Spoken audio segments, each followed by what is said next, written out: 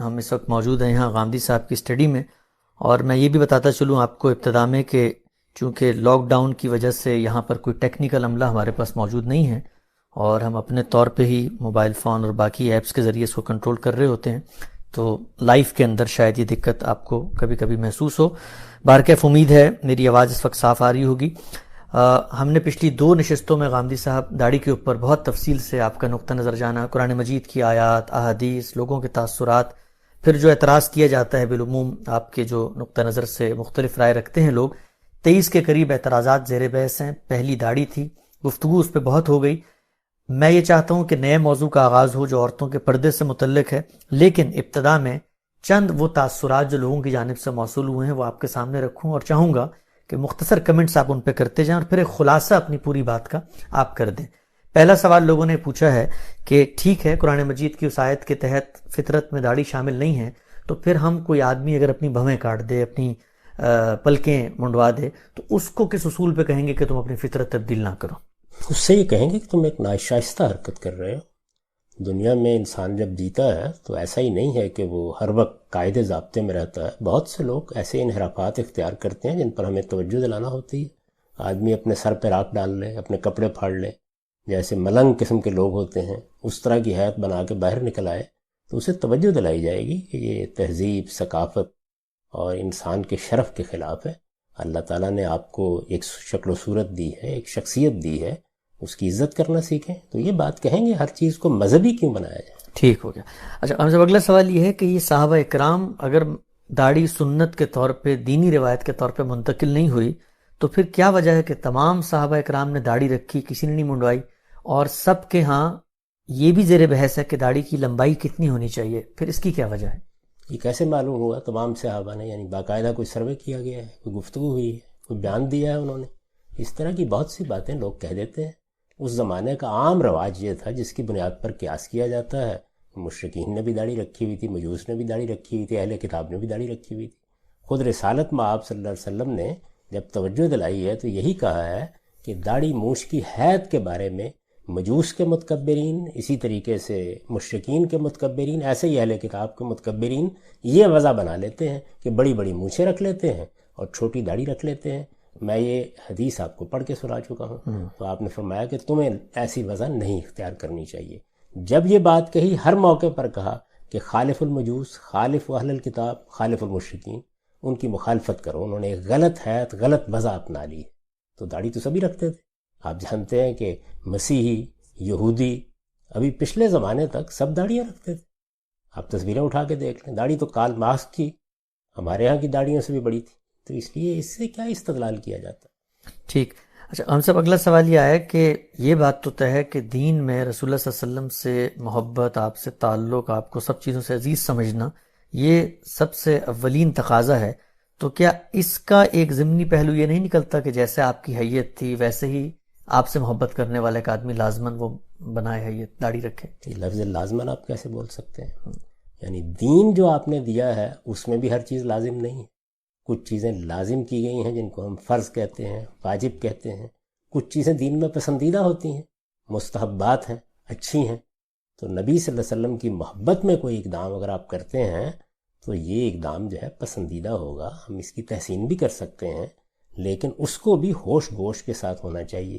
کوئی آدمی یہ کہے گا کہ میں کار پر سوار نہیں ہوں گا، میں ہمیشہ گدھے پر سواری کروں گا۔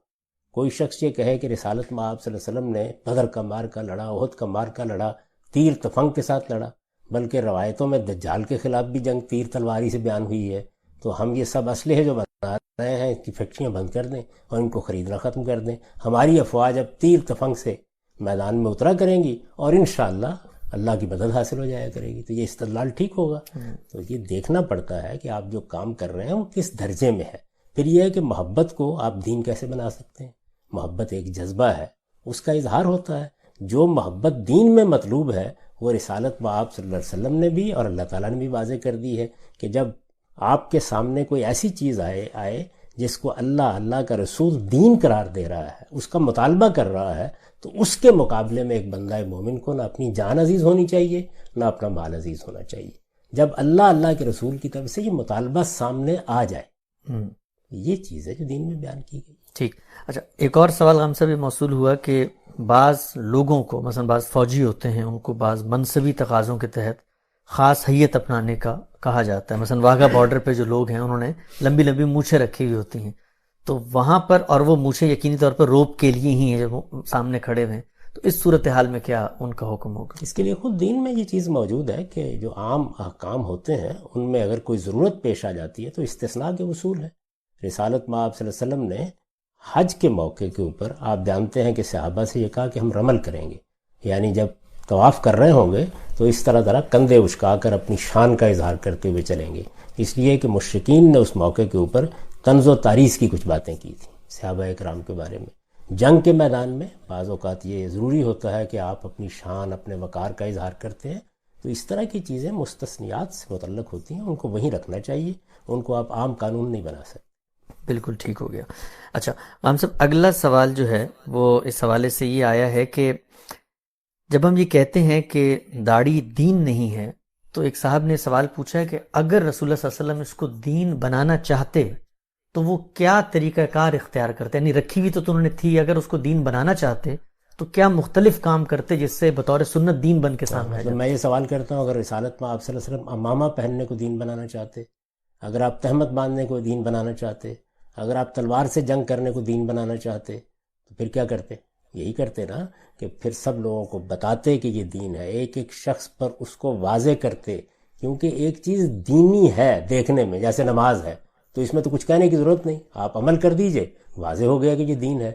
جو چیز اپنی نوعیت کے لحاظ سے دین نہیں ہے، اس میں تو پھر ایک ایک دروازے پہ دستک دے کے اعلان کرنا پڑے گا، ویسی منادی کرنی پڑے گی جیسے جب قبلہ تبدیل کیا گیا تو گلی گلی میں منادی کی گئی، بتایا گیا کہ قبلہ تبدیل ہو گیا ہے. تو دین بنانے کا عمل رسالت مآب صلی اللہ علیہ وسلم ایسے کرتے تھے. یعنی اگر کوئی چیز پہلے سے دین کی حیثیت سے چلی آ رہی ہے تو اس کی تصویف فرماتے تھے، اگر کوئی شبہ تھا دور کرتے تھے.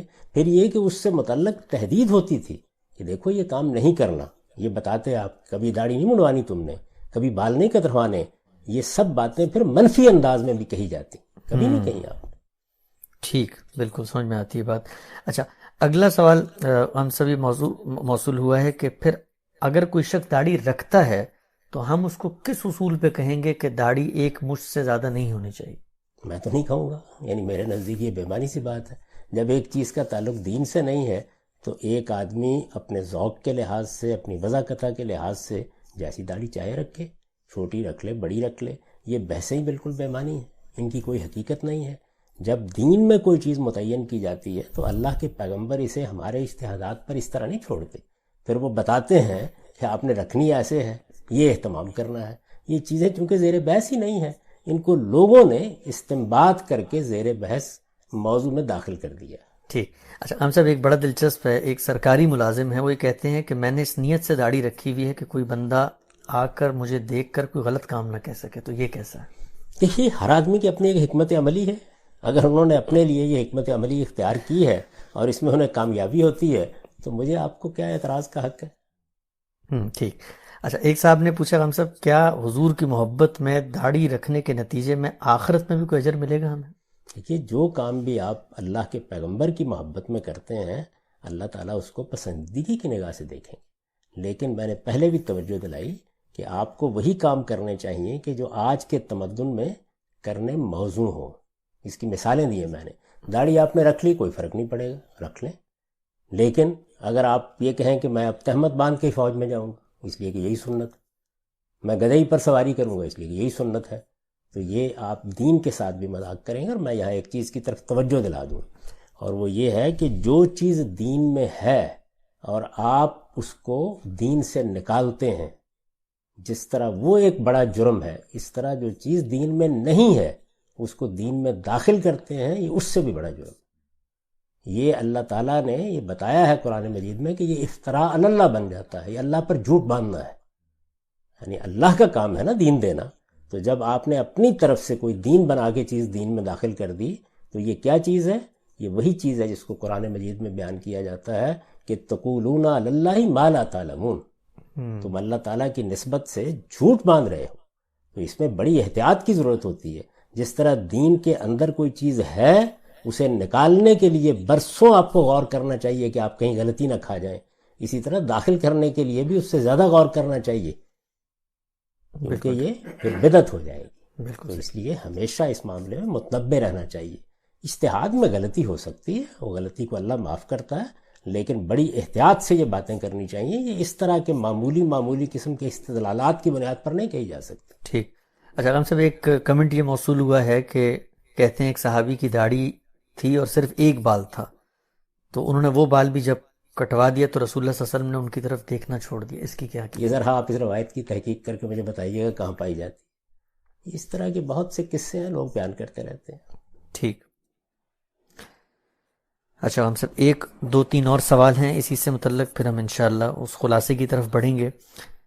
ایک سوال یہ ہے کہ بہت سارے لوگ آج کل فیشن کے طور پہ مونچھیں رکھتے ہیں، لیکن اس میں مقصود جو ہے وہ تکبر نہیں ہوتا ہے، تکبر کو نمایاں کرنا نہیں ہوتا، بس ایک فیشن ہے، چل پڑا ہے، لمبی لمبی مونچھیں رکھ لیں، تو اس صورت میں دین کا کیا حکم ہوگا؟ دو چیزوں کو الگ الگ ہمیشہ کر لیں۔ ایک یہ ہے کہ ایک ایسی حیت یا ایسی وضع قطع ہے جس سے متعلق عمومی تاثر ہی متکبرانہ ہے، تو ہمارے دین میں تعلیم دی گئی ہے کہ اس سے بچنا چاہیے آدمی۔ یعنی اس کو دیکھنے کے بعد آپ کی نیت نہیں پوچھی جاتی، آپ کی حیت سے یہ اندازہ ہوتا ہے کہ یہ کیا صورت بنا رکھی ہوئی ہے، تو ایسی سب چیزوں پر توجہ دلانی چاہیے۔ اور رسالت باب صلی اللہ علیہ وسلم نے اس کو تو سنت کا درجہ دے دیا، یہ بات کہ مونچھیں پست رکھی جائے، اس کو تو سنت کا درجہ دے دیا، اور آپ دیکھیے کیسے دیا ہے، کس طرح تاکید کی ہے، پھر اس کی وجہ بتائی ہے۔ اور ہم نے جب اس کو دین کے مجموعی نظام میں رکھ کے دیکھا تو معلوم ہوا کہ ٹھیک جو دین میں تزکیے کو ہدف یا مقصد کے طور پر بیان کیا گیا ہے، یہ رسالت باب صلی اللہ علیہ وسلم کا حکم اس سے ریلیٹ کر رہا ہے، اس کو الگ سے بیان کیا اور یہ بتایا کہ اس کی کیا حیثیت ہے۔ چنانچہ خمسم من الفطرہ والی روایت میں صرف اسی کو بیان کیا۔ ٹھیک، تو اس کے بارے میں تو ہمارے پاس واضح ہدایات موجود ہیں، یہاں بحث کی گنجائش نہیں۔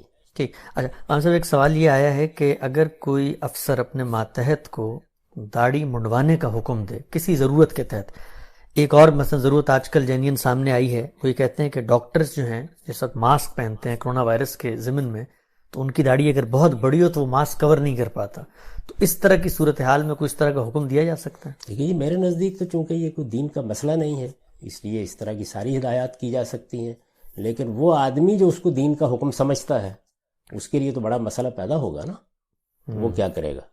اب ظاہر ہے کہ یا وہ اپنی ملازمت چھوڑے اور یا پھر اپنے افسروں کے حکم پر عمل کرے۔ تو میں یہ تو ضرور کہوں گا کہ آپ کسی چیز کو دین سمجھتے ہیں تو پھر آپ کو عزیمت کے ساتھ اس پہ عمل کرنا چاہیے، لیکن میرے نزدیک کیونکہ یہ دین کا مسئلہ نہیں ہے تو اس لیے آدمی کا ذوق ہے، اور ذوق کے معاملے میں تو کوئی اصرار نہیں کرنا چاہیے۔ ٹھیک۔ آخری سوال جو ہے وہ اس ضمن میں لیتے ہیں، کہتے ہیں کہ بائبل کے اندر بھی ہم سبھی کہتے ہیں کہ جو دین ہے وہ اصل میں انبیاء کی اسی روایت سے آیا ہے جو پہلے جاری تھا، تو ہمیں بائبل میں بعض عبارتیں ملتی ہیں جن میں یہ کہا گیا ہے کہ نہ سر کے بال کاٹو اور نہ داڑھی منڈاؤ یا داڑھی کے بال کاٹو، تو اس کو کیسے دیکھتے ہیں؟ یہ نظر کی نوعیت کی چیزیں ہیں۔ آپ اگر جانتے ہو اس بات کو کہ جب آدمی اپنے آپ کو اللہ کی نظر کرتا ہے تو اس کے کچھ آداب ہماری شریعت پہ بھی مقرر کیے گئے ہیں اور یہ ہمیشہ سے رہے ہیں۔ یعنی اس میں آپ ناخن نہیں تراشتے، اس میں آپ بال نہیں تراشتے، یہی ہم احرام میں کرتے ہیں، اور اسی کے بارے میں رسالت میں آپ صلی اللہ علیہ وسلم نے یہ فرمایا ہے کہ جو آدمی قربانی کرے گا تو وہ یکم ذوالحج کے بعد یہی اہتمام کرے گا۔ تو اس ضمن کی چیزیں بائبل میں بھی آئی ہیں۔ ٹھیک، تو یہ ہم سب کچھ ضمنی سوالات ہمیں موصول ہوئے تھے۔ اب میں چاہوں گا کہ جو پورا نقطہ نظر ہے داڑھی کے متعلق اس کا آپ اگر خلاصہ کریں، یہ بتانا چاہیں کہ داڑھی کی دینی حیثیت کیا ہے، تو آپ کیا کہیں گے؟ میں یہ کہوں گا کسی چیز کی دینی حیثیت کو متعین کرنے کے لیے ہمیں جذبات سے بالکل الگ ہو کر سب سے پہلے اللہ کی کتاب قرآن مجید کو دیکھنا چاہیے۔ میں نے بہت تفصیل کے ساتھ تجزیہ کر کے آپ کو بتایا ہے کہ قرآن مجید میں اس کا کوئی ذکر بھی کہیں موجود نہیں ہے۔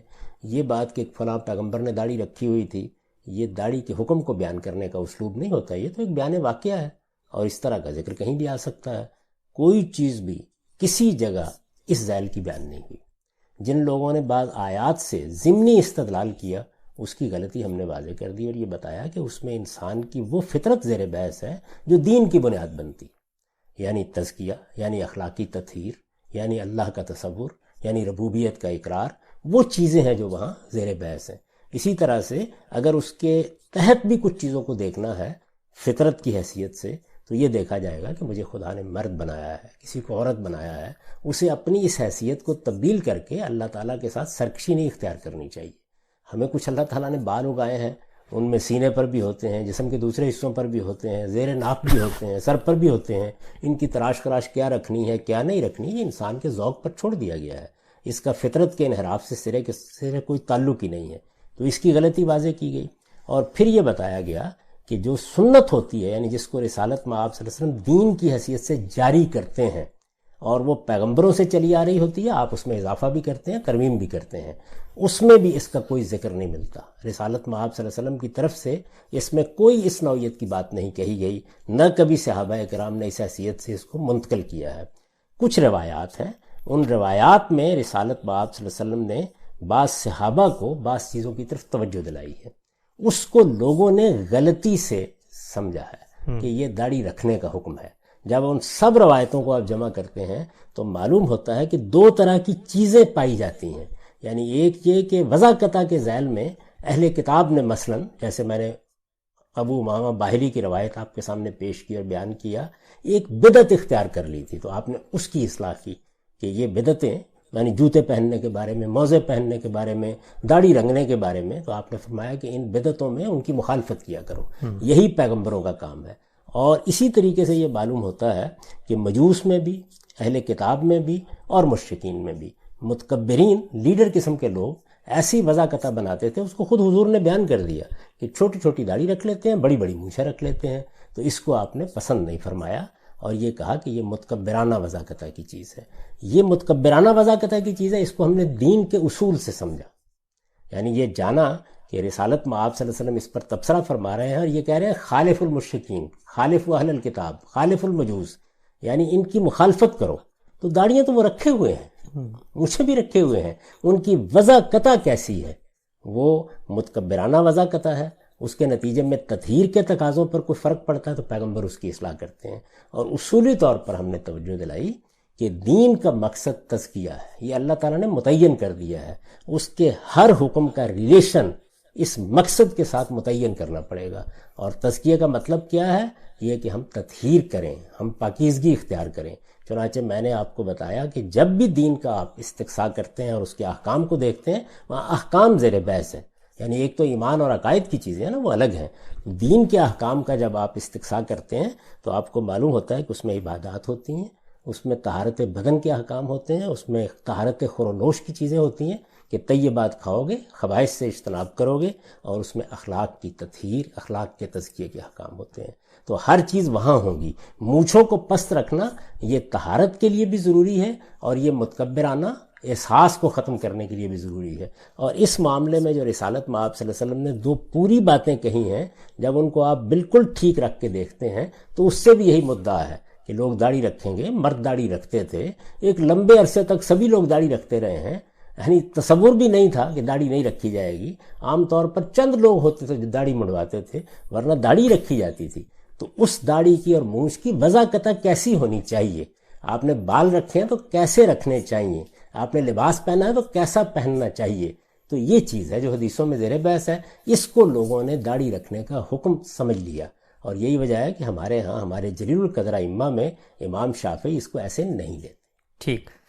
غام صاحب، داڑھی کے حوالے سے جو ایک بہت بنیادی اعتراض کیا جاتا ہے وہ یہاں پر پایہ تکمیل کو پہنچا. ہم اس موضوع کو یہاں پر روک کے اب دوسرے اعتراض کی طرف آتے ہیں.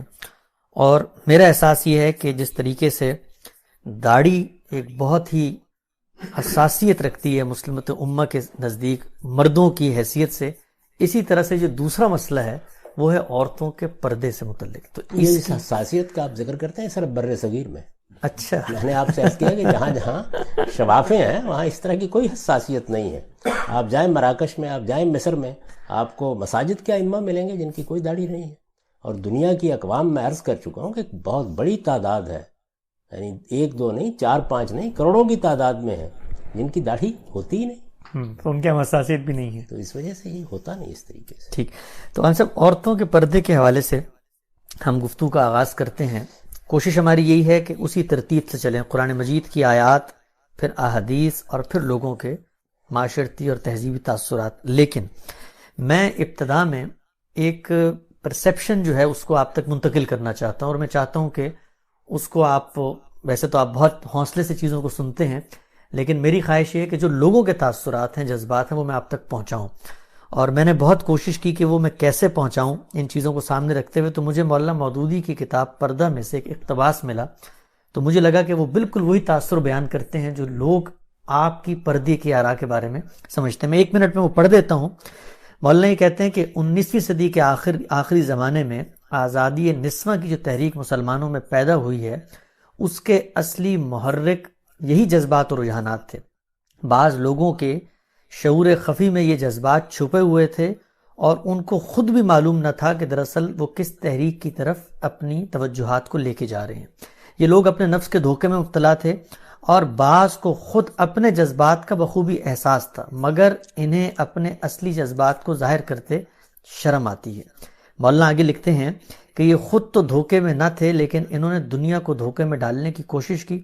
بہرحال دونوں گروہوں نے ایک ہی کام کیا، اور وہ یہ کہ اپنی تحریک کے اصل محرکات کو چھپا کر جذباتی اور عقلی تحریک اجاگر کی جائے. عورتوں کی صحت، ان کے عملی اور عقلی ارتکاب، ان کے فطری اور پیدائشی حقوق، ان کے معاشی استقلال، مردوں کے ظلم اور استبداد سے ان کی رہائی. اور پھر مولانا لکھتے ہیں کہ ان سب کا مقصد عورتوں کو مغربی تہذیب کی طرف لے کر آنا، ان کو بے پردہ کرنا اور ان کے جو شہوانی جذبات ہیں ان کو اجاگر کرنا ہے. اس کے بعد مولانا نے جو ایک اور جملہ لکھا وہ یہ کہ ہر صاحب علم اور عقل اندازہ کر سکتا ہے کہ اس طرح کی جو تحریک جو لوگ اٹھاتے ہیں وہ قرآن و سنت سے دلائل تراش کے لاتے ہیں. اور مولانا یہ لکھتے ہیں کہ یہ لوگ در حقیقت پہلے سے یہ طے کر چکے ہیں کہ اپنے معاشرے کو مغربی معاشرے کی طرف ڈھالنا ہے، اور پھر قرآن و سنت سے دلائل نکال کے لوگوں کو متوجہ کرتے ہیں. تو میں بہت معذرت کے ساتھ دراز نفسی کی میں نے خامصہ، لیکن آپ جب بھی کبھی بات کرتے ہیں پردے سے متعلق، لوگ یہ کہتے ہیں کہ یہ لوگ کوئی دینی جذبہ نہیں رکھتے، نہ ان لوگوں کا کوئی مذہبی پس منظر ہے. یہ ہو نہیں سکتا کہ ایک مذہبی آدمی قرآن و سنت پڑھے، اس کے اپنے گھر والے، اس کی بیوی، اس کے بچے پردہ نہ کرتے ہوں. تو یہ لوگ جب بھی پردے پہ بات کرتے ہیں تو ان کے پیش نظر یہ ہوتا ہے کہ معاشرے کو اس مغربی تہذیب کے برابر لایا جائے. میں آپ سے پوچھنا چاہتا ہوں بہت معذرت کے ساتھ، آپ اپنا یہ فکری سفر بتائیں پہلے کہ یہ پردے کے پورے معاملے میں آنے سے پہلے کیا رجحانات تھے، کیسے اس پہ توجہ کی، کوئی مغربی فکر سے متاثر ہوئے، پھر یہ قرآن و سنت کا مطالعہ کیا. حقیقی اور سچی بات بتائیں. میں بارہا یہ عرض کر چکا ہوں کہ جہاں تک دینی علوم کا تعلق ہے وہ تو میں اپنے مدرسے کے زمانے میں پڑھے ہوئے تھا، اس لیے مذہبی روایت، عربی زبان، فارسی زبان، ہمارے ہاں درس نظامی کے علوم و فنون، ان سے میں واقف تھا. تو اس وجہ سے مذہب کے معاملے میں ایسا نہیں تھا کہ میں کوئی بیگانہ تھا اس سے. میرے والد خود ایک صوفی تھے اور اس پس منظر میں میرا گھرانہ بھی ایک مذہبی گھرانہ تھا، مذہب کی اقدار اور ان سب چیزوں کی نہایت عزت کرنے والا. ہمارے خاندان کی گاؤں میں اپنی مسجد تھی اور میرے اپنے اعزاء اقربا وہاں پر خدمات انجام دیتے رہے ہیں. تو اس وجہ سے یہ تو کوئی سوال ہی نہیں تھا. مولانا سید ابو اللہ صاحب مودودی کا اقتباس آپ نے پڑھا ہے. میں کئی مرتبہ بتا چکا کہ میں نے تو اصل میں علمی اور فکری شعور کی آنکھ ان کی آغوش میں کھولی، اور یہ جو ان کے تصورات تھے انہی کے اندر زندگی شروع کی تھی، ان کی جدوجہد کا حصہ بن کے زندگی شروع کی تھی. برسوں تک صورتحال یہ رہی ہے کہ میں تو اس کا بھی قائل نہیں تھا کہ خواتین دستانے پہنے بغیر باہر چلی جائیں. تو آپ کی اپنی اہلیہ کا بھی یہی معاملہ تھا؟ برقع پہنتی رہی. میری والدہ تو وہ برقع پہنتی تھیں جو آپ جس کو کہتے ہیں کہ وہ ایک ٹوپی والا برقع ہوتا ہے جس میں سارا کا سارا جسم چھپ جاتا ہے. آپ نے افغانی خواتین کو پہنے ہوئے دیکھا ہوگا. تو اس وجہ سے یہی پس منظر تھا ہمارا. میں نے جب دین پر غور کرنا شروع کیا تو پھر تمام تعصبات کو ایک طرف رکھ دیا، جذبات کو بھی ایک طرف رکھ دیا، اور یہ سمجھنے کی کوشش کی کہ حقیقت میں اللہ تعالیٰ کیا چاہتے ہیں، اللہ کے پیغمبر نے کیا ہدایت دی ہے، اور ہم مسلمانوں کی تاریخ میں جو جلیل القدر اہل علم رہے ہیں وہ کس طرح سمجھتے ہیں. لوگ عام طور پر یہ خیال کرتے ہیں کہ یہ سب کچھ کو دیکھے بغیر کوئی رائے قائم کر لی گئی ہے. ابھی آپ دیکھ سکتے ہیں کہ میری 2 اہم ترین تحقیقات کے اوپر مولانا عمار خان ناصر صاحب نے ایک لمبا سلسلہ مضامین لکھا ہے. میں توجہ دلاؤں گا کہ اس کو پڑھ لیجئے. اس میں انہوں نے بتا دیا ہے کہ ان تحقیقات کے پس منظر میں مسلمانوں کی علمی تاریخ کے کیا مباحث ہیں، اس سے پہلے اہل علم اس کو کس طرح دیکھتے رہے ہیں. خاص اس پردے کے بارے میں ہمارے عزیز دوست مولانا عامر گزدر صاحب نے اپنا PhD کا مقالہ لکھا ہے. اور اس میں بھی پوری طرح بتا دیا ہے کہ اس سے پہلے کیا آ رہی ہیں، اہل علم اس کو کیسے دیکھتے رہے ہیں، اس میں کیا اختلافات رہے ہیں۔ اصل میں ہم بالکل اپنے قریبی ماحول میں اسیر ہوتے ہیں۔ میں نے آپ سے عرض کیا کہ میرے ایک عزیز تھے، انہوں نے اپنی بیٹی کی شادی ایک اہل حدیث بچے کے ساتھ کر دی۔ اچھا۔ اور حسن اتفاق کہیے، سوء اتفاق، رمضان آ گیا، وہ اعتکاف پر بیٹھ گئے، یہ ان کو ملنے کے لیے گئے، وہ اہل حدیث کی مسجد میں بیٹھے ہوئے تھے، یہ وہاں گئے، ساری زندگی کبھی پتہ ہی نہیں تھا کہ رفع یدین بھی ہو سکتا ہے، آمین زور سے بھی کہی جا سکتی ہے۔ تو جیسے ہی سنا تو نماز توڑ کے باہر نکل آئے اور یہ کہا کہ تو کافروں کی جگہ پہ آ گیا ہوں میں۔ تو ہمارے ہاں بھی صورتحال یہی ہے کہ ہم نے اپنے قریب کے علماء سے بعض باتیں سنی ہوتی ہیں، بعض چیزیں صرف بر صغیر میں سنی ہوتی ہیں، اس سے اوپر اٹھ کے کبھی دیکھا ہی نہیں ہوتا۔ میں نے بہت سے لوگوں کو دیکھا ہے کہ جب وہ پہل اپنے دیہاتوں سے نکل کے حرم میں جاتے ہیں یا مثال کے طور پر سعودی عرب میں ملازمت کرنے کے لیے چلے جاتے ہیں تو بڑی اجنبیت محسوس کرتے ہیں کہ یہ تو کوئی اور ہی دین ہے، اچھا ابھی انہوں نے تو نوافل نہیں پڑھے، ابھی سنتیں نہیں پڑھی، ابھی یہ نہیں ہوا۔ تو اس وجہ سے یہ ضروری ہوتا ہے کہ آپ تعصبات اور جذبات کو ایک طرف رکھیں اور آپ اپنے دین کو سمجھنے کی صحیح کریں۔ میں پھر عرض کر دوں کہ اس کے سمجھنے میں غلطی ہو سکتی ہے، ہم سب انسان ہیں، لیکن استدلال پر نگاہ کرنا اور سمجھنا، ہم اس کی روایت نہیں ڈالیں گے تو ہمارے ہاں یہ سب چیزیں بالکل ایسے ہی تعصبات کی صورت اختیار کر کے وہی جذبات پیدا کر دیں گی جس میں ہم ایک دوسرے کو کافر قرار دیتے، اس کی تذلیل تفسیق کرتے، کسی آدمی کی نیت پر حملہ آور ہو جاتے۔ ہم بھول جاتے ہیں کہ ہمارے پیغمبر نے کیا رویہ اختیار کیا اس طرح کے معاملات میں، اور یہ بھی بھول جاتے ہیں کہ اللہ کی ہدایات کیا ہیں۔ آپ ذرا سورہ حجرات پڑھیے، اجتنبوا کثیرا من الظن ان بعض، اپنے مسلمان بھائیوں کے بارے میں زیادہ گمان نہ کیا کرو، ان بعض الظن اسم، یہ سخت گناہ کی بات بن جائے گی۔ اسی طریقے سے کوئی کسی کا مذاق نہ اڑائے، تمسخر نہ کرے، استہزاء نہ کرے، گالی نہ دے، کوئی بری باتیں نہ کہے۔ یہ فرمایا کہ یہ جو برے برے نام رکھنا ہے یا اس طرح کے بعض جملے کسنا ہے، یہ سب کچھ جو ہے یہ گناہ کی باتیں ہیں۔ تو ہمیں علمی مزاج پیدا کرنا چاہیے اور شائستگی کے ساتھ یہ کہنا چاہیے کہ ہمیں اس بات سے اختلاف ہے، تو ایسا نہیں ہے، میں وہی پس منظر رکھتا ہوں، اسی میں نے زندگی بسر کی ہے، برسوں ہمارے خاندان کے اندر وہی روایات موجود رہی ہیں۔ اس کے بعد میں نے تحقیق کا جب کام کیا تو جس نتیجے پر میں پہنچا اس کو میں نے اپنی کتاب میزان میں تفصیل کے ساتھ بیان کر دیا ہے۔ اپنی تفسیر میں، سورہ نور کی تفسیر میں، سورہ احزاب کی تفسیر میں اپنا نقطہ نظر بتا دیا ہے، اور اب اس کے اوپر علمی کام کر رہے ہیں لوگ بہت سی یونیورسٹیوں میں۔ عنقریب وہ سب چیزیں سامنے آ جائیں گی، جیسے میں نے آپ سے عرض کیا ہے کہ مولانا عامر گزدر صاحب کا مقالہ تو عربی زبان میں ہے، اب شائع ہو جائے گا، دیکھ لیں گے لوگ، اس میں پوری تاریخ انہوں نے بیان کر دی ہے کہ یہ پس منظر ہے اس مسئلے کا، یہ اہل علم کی آراء رہی ہیں، اور میرا نقطہ نظر بھی اس میں بیان کر دی۔ ٹھیک، اچھا ہم سب یہ بات تو سمجھ میں آتی ہے کہ آپ نے اپنا استدلال علمی بنیادوں پر دیا، لیکن مولانا مودودی نے جس نقطے کی طرف توجہ دلائی ہے پردے کی اس بحث میں، یہ بھی تو آپ مانیں گے نا کہ مغربی تہذیب کا باہر کیف اثر ہوا ہے ہماری دینی علمی روایت پر بھی، ایسے علماء پیدا ہوئے جنہوں نے پھر اس تحریک کے ساتھ کوئی موافقت پیدا کرنے کے لیے لٹریچر بھی تصنیف کیا ہے، تو کیا آپ اس کو بالکل خلاف حقیقت بات سمجھتے ہیں جو مولانا نے کہی ہے؟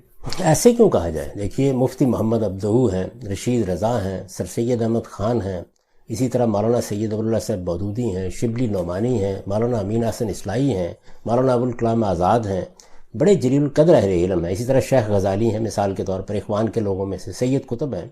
تو یہ جتنے لوگ بھی دور حاضر میں پیدا ہوئے ہیں نہایت نیک نیت ہیں، نہ ہمیں ان کے محرکات تلاش کرنے چاہیے، نہ یہ خیال کرنا چاہیے، کبھی خلوت میں بھی خیال نہیں کرنا چاہیے کہ یہ بدنیتی کی وجہ سے یا کسی سے مروب ہو کے یہ بات کریں گے۔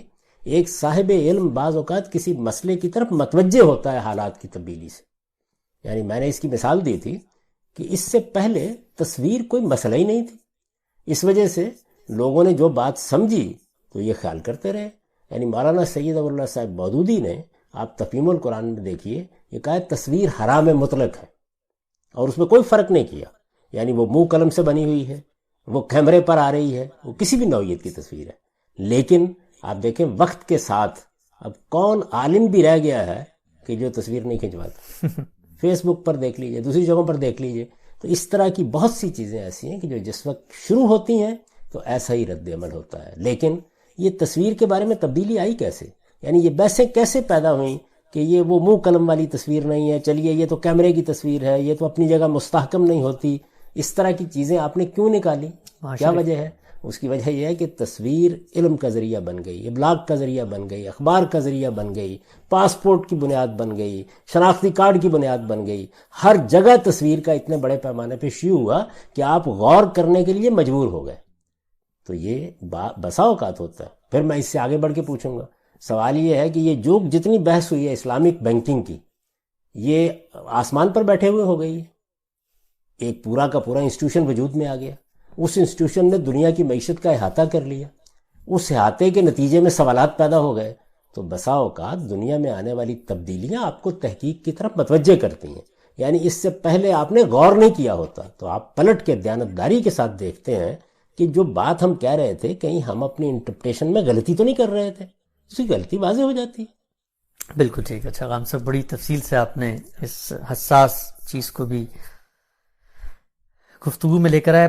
اب ہم ترتیب سے شروع کرتے ہیں جو ہمارا طریقہ ہے کہ بھئی قرآن مجید میں زیر بحث ہے، حدیث میں ہے۔ سب سے پہلا سوال، بہت بنیادی سوال، یہ جو اصطلاح ہے پردہ، یا عربی میں اس کو مثلا حجاب کا کہہ کے بیان کیا جاتا ہے، اس لفظ کا ماخذ کیا ہے آپ کے علم کی حد تک؟ یہ کہیں قرآن مجید میں زیر بحث ہے، کسی اور دینی روایت میں زیر بحث ہے؟ یہ لفظ کہاں سے آ گیا؟ یہ بھی بڑا دلچسپ آپ نے سوال کیا۔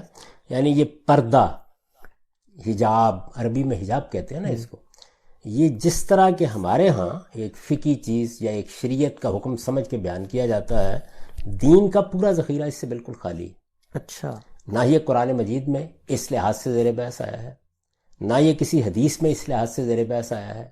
یعنی یہ بات کہ حجاب کا کوئی حکم ہے جس کو اللہ تعالیٰ نے، اللہ کے پیغمبروں نے ایسے بیان کیا ہے۔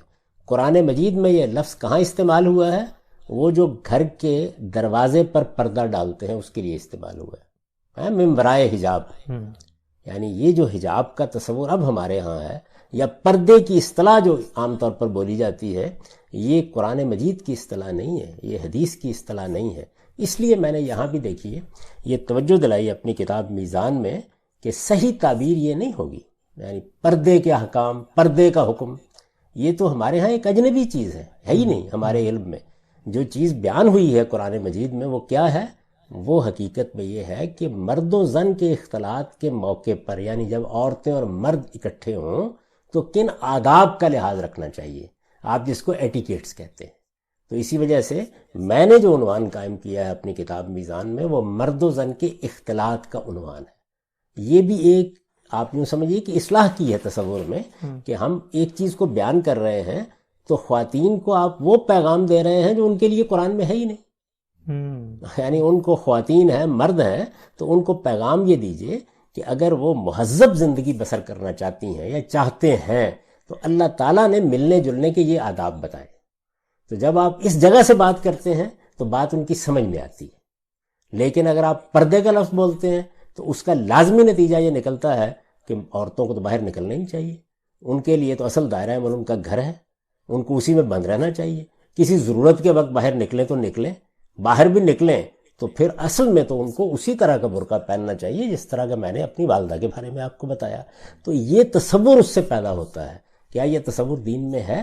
آپ سارے ذخیرے کا مطالعہ کر کے آپ کو کہیں اس کا شائبہ بھی نہیں ملے گا۔ یعنی یہ لفظ کہیں زیر بحث ہی زیر بحث ہی نہیں ہے۔ جو چیز زیر بحث ہے وہ آداب ہے، ایٹیکیٹس ہیں۔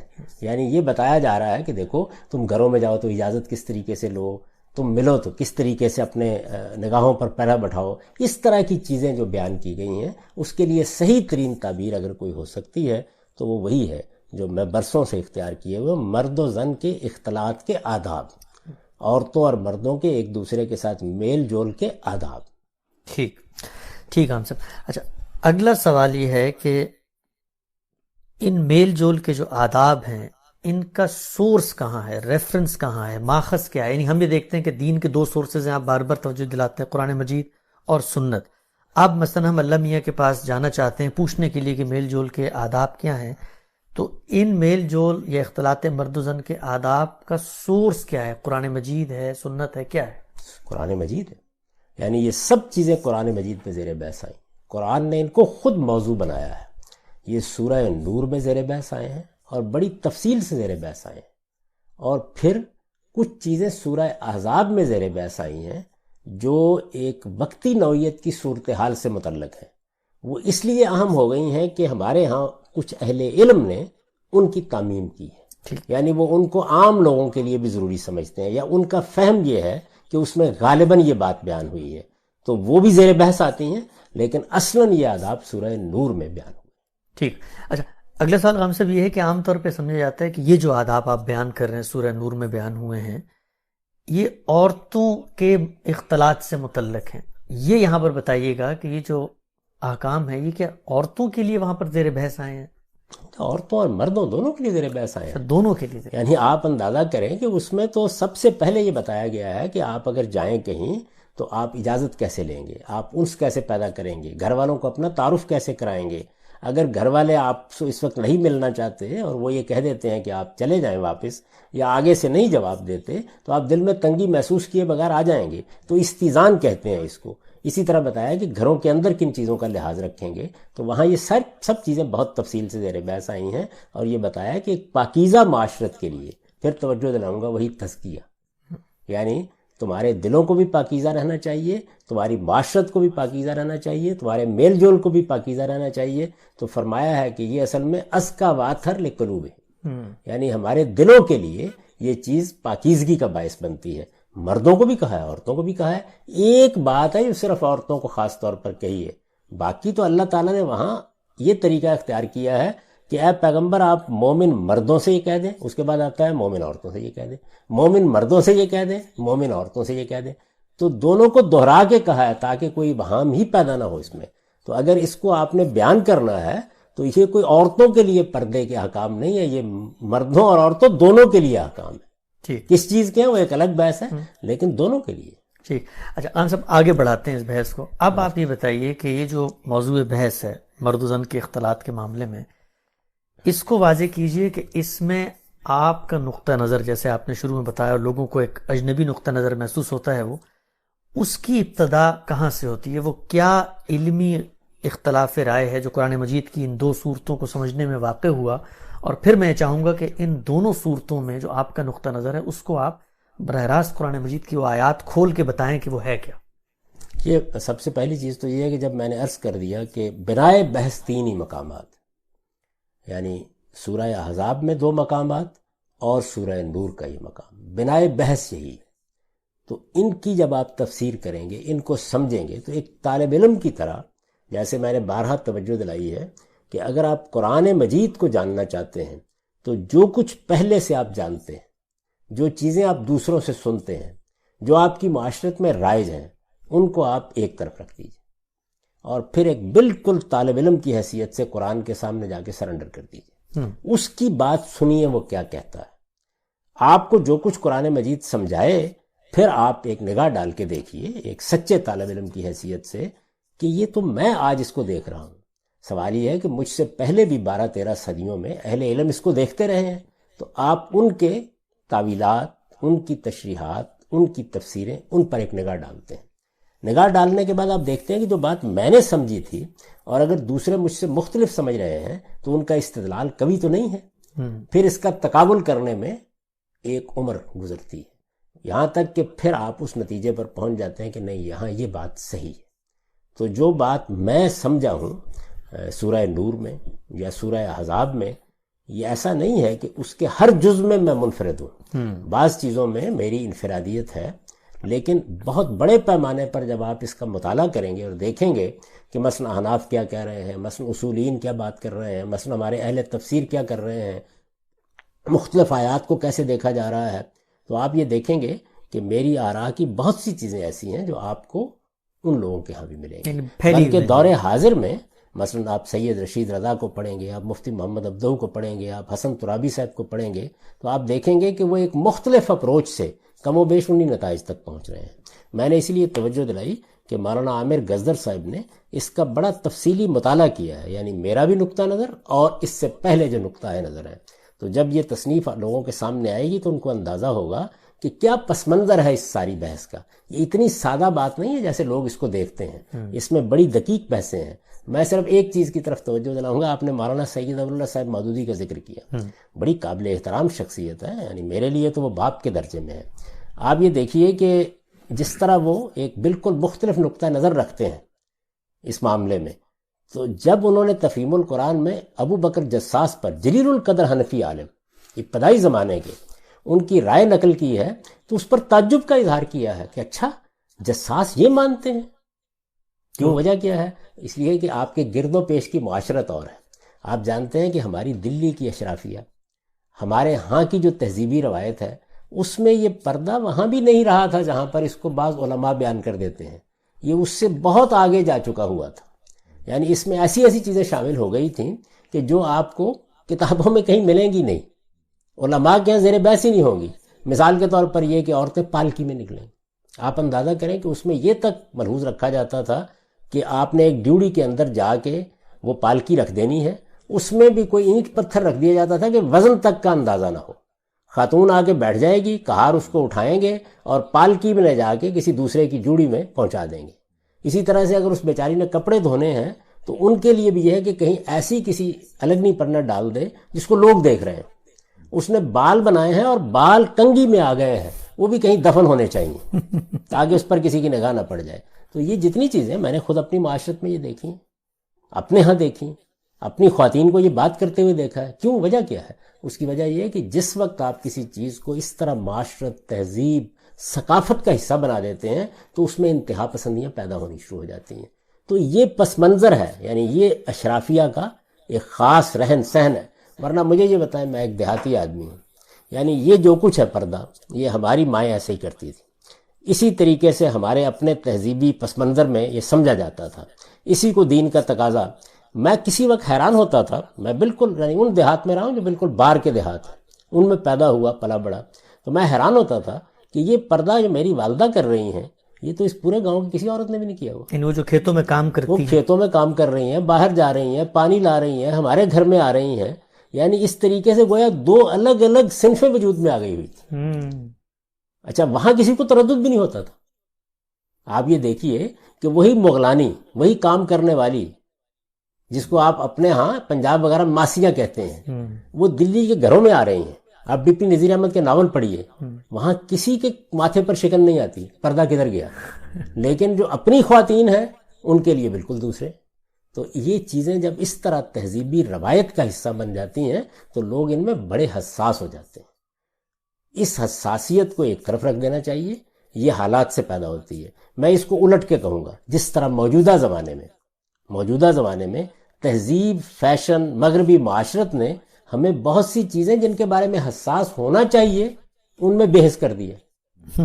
یعنی زمانہ کیسے اثر انداز ہوتا ہے. آپ دونوں انتہاؤں کو دیکھیں نا. یعنی اس طرف وہ انتہا ہے کہ پالکی کے بغیر باہر قدم نہیں رکھنا، آپ کے کنگھی میں ٹوٹے ہوئے بال پر بھی کسی کی نظر نہیں پڑنی چاہیے. ذرا حال ہے کہ ان میں مجھے بتائیے کیا چیز باعث کشش ہوتی ہے. تو ایک طرف یہ انتہا، اور دوسری طرف وہ انتہا پیدا ہو جاتی ہے کہ جس میں آپ کہتے ہیں کپڑے ہی اتار دیں، کوئی فرق نہیں پڑتا اس سے. یعنی آپ نے اگر 2 دھجیاں بھی اب لپیٹی ہوئی ہیں تو بہت کافی ہے، آپ نے بکنی پہنی ہے تو بہت کافی ہے. تو اس کا نتیجہ کیا ہے؟ وہ وہاں پہ وہ حساسیت بھی تہذیبی معاشرت نے پیدا کی ہے، اور یہ بے حسی بھی تہذیبی معاشرت نے پیدا کی ہے. تو اللہ کی کتاب کا اصل کمال کیا ہوتا ہے، اور اللہ کے پیغمبروں کی رہنمائی کا، کہ وہ انسان کو اس صراط مستقیم پر رکھتے ہیں جس میں نہ یہ انتہا ہوتی ہے نہ وہ انتہا ہوتی ہے. انسان کی فطرت، جس پر ہم اس سے پہلے بڑی تفصیلی بات کر چکے ہیں، وہ ٹھیک اس پر اپنے دین کی بنیاد رکھتے ہیں. یعنی اسی وجہ سے اسلام کو دین فطرت کیوں کہا جاتا ہے؟ یہ وہی بات ہے جو سورہ روم کی آیت میں زیر بحث آئی تھی داڑھی پر گفتگو کرتے ہوئے، کہ اللہ تعالیٰ نے انسان کی جو فطرت بنائی ہے اس کے اندر جو داعیات رکھے ہیں انہی کے اوپر اساس قائم ہے سارے کے سارے دین کی. تو اس کا مطلب کیا ہے کہ اس میں ادنا درجے میں بھی آپ کوئی انتہا پسندی نہیں دیکھتے، ایک جادہ اعتدال. غالباً یہی وہ چیز ہے جس کو سامنے رکھ کے اللہ تعالیٰ اپنے دین، اپنی ہدایت کو صراط مستقیم کہتے ہیں. اور ایک موقع کے اوپر کیا کمال کی بات کہتے ہیں لوگوں کو توجہ دلانے کے لیے. یعنی یہ جو دائیں اور بائیں انتہائیں آپ کو نظر آتی ہیں تو وہ یہ کہتے ہیں کہ یہ کیوں پیدا ہوتی ہیں؟ اس لیے کہ لوگ بغیر ہدم ولا کتاب منیر غور کرتے ہیں. یعنی اگر وہ اس روشن کتاب کی رہنمائی اپنے سامنے رکھیں اور اپنے ذہنی تعصبات کو الگ کر لیں، میں نے فلاں مولوی صاحب سے یہ سنا ہوا ہے، ہمارے ہاں تو یہ کہا جاتا ہے، فلاں جگہ تو یہ مانا جاتا ہے، ان چیزوں کو تھوڑی دیر کے لیے الگ رکھ دیں اور الگ رکھ کے مطالعہ کریں. میں یہ عرض کرتا ہوں کہ جس طرح میں نے اس سارے کے سارے موضوع کو دیکھا ہے اور جس طرح اپنی کتاب میزان میں بیان کیا ہے یا اپنی تفسیر میں بیان کیا ہے، آپ اس کو ایک طرف رکھ دیں اور صرف یہ طے کر لیں کہ آپ رسالت مآب صلی اللہ علیہ وسلم کے زمانے سے جو مسلمانوں کا علم پیدا ہوا ہے، خواہ وہ محدثین ہیں خواہ وہ آپ کے فقہا ہیں، آپ پڑھیں گے ان کو کہ وہ کس طرح دیکھ رہے ہیں ان آیات کو، تفسیروں کو دیکھیں گے تو آپ حیران رہ جائیں گے کہ یہ جس چیز کو آپ کہتے ہیں کہ یہ تو بڑی مانی ہوئی ہے، اس میں تو ہر آدمی اسی کا قائل ہے، آپ اتنے اختلافات دیکھیں گے جس کی کوئی حد نہیں۔ تو اس وجہ سے یہ معاملہ اتنا سادہ نہیں ہے جس طرح کے لوگ اس کو سمجھ لیتے ہیں کہ بس یہی ہوگا۔ اچھا، اسی طرح بہت سے قصے، بہت سی روایتیں لوگوں کی زبانوں پر ہیں۔ حد یہ ہے کہ مولانا سید ابو اللہ صاحب مودودی کی جو کتاب ہے پردہ، اگر آپ دیکھیں اس میں نے بہت جوانی کے زمانے میں جب وہ پڑھی، اگر آپ دیکھیں تو اس میں بہت سی روایتیں انہوں نے نقل کی ہیں۔ جی، یہ کتاب عربی میں ترجمہ کی گئی الحجاب کے نام سے، اور اس کو علامہ ناصر الدین البانی نے شائع کیا، اور آپ دیکھیں اس کے آخر میں انہوں نے ان تمام روایات پر تنقید کر کے بتا دیا کہ ان میں ایک بھی روایت صحیح نہیں، یعنی ضعیف روایتوں کا ایک مجموعہ ہے۔ اس کی وجہ کیا ہے کہ ہمارے ہاں محدثانہ تنقید کا طریقہ روایتوں پر بالعموم ہندوستان کے علماء اختیاری نہیں کرتے تھے، یعنی جب وہ ایک چیز کے بارے میں یہ مطمئن ہو جاتے تھے کہ یہ تو دین کا حکم ہے، تو اس کے بعد روایت ضعیف ہے، روایت بہت کمزور ہے، وہ سب کی سب چیزیں اس میں بیان کرتے چلے جاتے تھے۔ تو محدثانہ تنقید کے نقطہ نظر سے آپ دیکھیں تو کوئی بنیادی نہیں باقی رہتی ان قصوں اور کہانیوں کی بھی۔ تو اس وجہ سے یہ ضروری ہے کہ اس سارے معاملے کو اس زاویے سے دیکھا جائے، اور تعصبات سے بالا تر ہو کر، جذبات ایک طرف رکھ کے، اپنی تہذیبی روایت اور معاشرت کو جو میری بھی تھی اس سے تھوڑی دیر کے لیے قطع نظر کر لیا جائے۔ ٹھیک۔ اچھا عام صاحب، آگے بڑھاتے ہیں بحث کو، ہمارے پاس 15 منٹ ابھی باقی ہیں، کم سے کم وہ پرابلم سٹیٹمنٹ جو ہے وہ واضح ہو جائے۔ ہم جانتے ہیں کہ علماء کا اس وقت جو رائج معاصر نقطہ نظر ہے دینی مذہبی حلقوں کا، اور جس کو وہ بنیاد بناتے ہیں آپ پہ اعتراض کی، وہ یہ ہے کہ قرآن مجید کی سورہ احزاب میں اللہ تعالیٰ نے یہ بتا دیا ہے کہ خواتین جب گھروں سے نکلیں گی تو انہوں نے اپنے جو دوپٹے ہیں، اپنے جو سر کی اوڑھنی ہیں، ان کو اپنے چہروں پہ گرا دینا ہے۔ اس سے اخذ کرتے ہیں پردے کے احکام۔ تو یہ بتائیے کہ آپ کی بناء استدلال کیا ہے، یہ جو ایٹیکیٹس آپ نے سیکھے ہیں، اور اس حکم کو جو سورہ احزاب میں ہے اس کو آپ کیسے دیکھتے ہیں؟ یہ بڑا اچھا سوال آپ نے کیا۔ میں اس سے ذرا مزید پیچھے جاؤں گا۔ سورہ احزاب کو سب سے پہلے سمجھنا چاہیے کہ اس سورہ کا موضوع کیا ہے۔ یعنی یہ پوری کی پوری جو سورہ ہے، آپ اس کو دیکھیں میری تفسیر البیان میں، تو اس میں جب تفسیر میں تعارف لکھتا ہوں صورتوں کا، تو میں یہ بتاتا ہوں کہ پوری سورہ کی فضا کیا ہے۔ یعنی پوری سورہ کی فضا یہ ہے کہ رسالت مآب صلی اللہ علیہ وسلم اور مسلمانوں کے گھرانے، ان کو باقاعدہ ہدف بنا لیا گیا ہے کہ اب ان کی اخلاقی ساکھ سوسائٹی میں مجروح کرنی ہے۔ ٹھیک۔ یعنی رسول اللہ صلی اللہ علیہ وسلم نے جو دین ہمیں دیا ہے، اور ہمیں شکر گزار ہونا چاہیے اس ہستی کا جس کے ذریعے یہ دین ملا، جب وہ دین کو بیان کر رہے تھے، جب وہ یہ جدوجہد کر رہے تھے، جب وہ لوگوں کو اس کو پہنچا رہے تھے، تو ایسا نہیں تھا کہ میری آپ کی طرح کسی میز پر بیٹھے ہوئے اطمینان کے ساتھ پہنچا رہے تھے۔ ایک بڑی کشمکش برپا ہو گئی تھی، اور یہ کشمکش ایک انداز سے مکے میں برپا ہوئی۔ آپ جانتے ہیں کہ اس میں کیسے کیسے ستم توڑے گئے، کس طرح کے اقدامات کیے گئے، خاص طور پر کمزور مسلمانوں کے خلاف کیسے لوگوں نے ان کو ستم رانیوں کا نشانہ بنایا۔ جب رسالت مآب صلی اللہ علیہ وسلم مدینہ میں تشریف لائے ہیں تو وہاں اہل کتاب تھے، وہاں بہت سے لوگ وہ تھے جن کو بعد میں قرآن مجید نے منافقین سے تعبیر کیا۔ یہ جتنے لوگ ہیں ان کی طرف سے طرح طرح کی سازشیں ہوئی ہیں، اور سب کی قرآن مجید نے تصویریں بیان کیا، یعنی وہ کوئی قصے کہانیوں کی بات نہیں۔ حضور کو اذیت دینے کے لیے آپ دیکھیں ایک مسجد بنا ڈالی گئی جس کو قرآن نے مسجد زرار کہہ کے یہ کہا کہ اس کو ڈھا دیں۔ اس مسجد کو، چھوٹی سی ایک بستی ہے چند ہزار کی آبادی کی، جس میں وہ لوگ موجود ہیں کہ بظاہر وہ مسلمان بنے ہوئے ہیں۔ سیدہ عائشہ کے اوپر جو تہمت کا واقعہ بیان ہوا ہے، یعنی آپ کبھی دیکھیں کہ کوئی سلیم الطبع آدمی اس واقعے میں تہمت نکال سکتا ہے، نکال لی گئی۔ تو ایک ایسی فضا تھی کہ جس میں پہلے حملہ کرنے کی کوشش کی گئی، باہر سے حملہ آور بلائے گئے، رسالت مآب صلی اللہ علیہ وسلم کی اپنی ذات پر حملہ آور ہوئے، آپ کو گھروں میں بلا کر آپ کے اوپر پتھر گرانے کی کوشش کی گئی، اس طرح کی بے شمار چیزیں ہوئیں۔ آخری یہ دور ہے جو 4-5 ہجری کے بعد آیا ہے، جس میں ہدف بنایا گیا کہ اب اخلاقی ساکھ ختم کر دینی، اور اخلاقی ساکھ ختم کر دینے کے لیے آپ کے گھرانے، آپ کی بیٹیوں، آپ کی بیویوں اور جلیل القدر صحابہ کی جو بیویاں تھیں ان کو ہدف بنا لیا گیا۔ اب جب یہ ہدف بنا لیا گیا طرح طرح کے اسکینڈل بنانے کے لیے، یعنی پیش نظر کیا تھا؟ ظاہر دیہاتی معاشرت ہے، کوئی قصہ کوئی کہانی جو ہے، آپ بھی وہ واقعات پڑھیں جس میں سیدہ پر تہمت لگائی گئی ہے کہ گھر میں کیا صورتحال ہو گئی، حضور کتنے آزردہ ہو گئے، یہاں تک کہ وہ اپنے گھر سے سیدہ عائشہ ام المومنین سیدہ عائشہ وہ والدین کے گھر چلی گئی۔ آزردگی کا یہ معاملہ ہو گیا کہ گویا میاں بیوی کے درمیان مفارقت تک نوبت آ گئی۔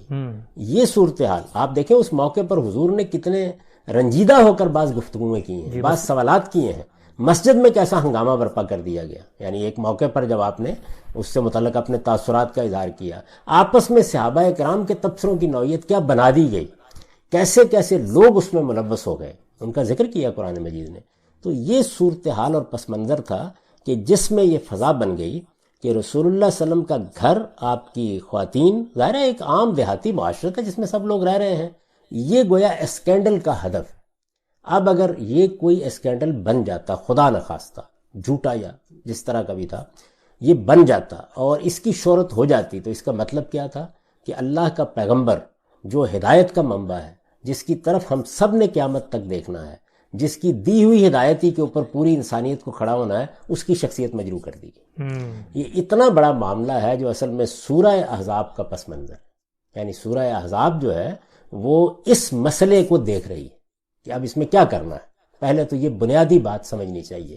اگر آپ قرآن میں تدبر، ہمارے یہاں ایک عام رواج یہ ہے کہ آپ نے قرآن کھولا، اچھا یہ پردے کی آیت ہے، اچھا یہاں یہ حکم دیا گیا ہے، وہ نکالی اور نہیں دیکھا کہ سورہ کیا ہے، پس منظر کیا ہے، بات کہاں سے چلی آ رہی ہے، اور بس بات بیان کرنا شروع کر دی۔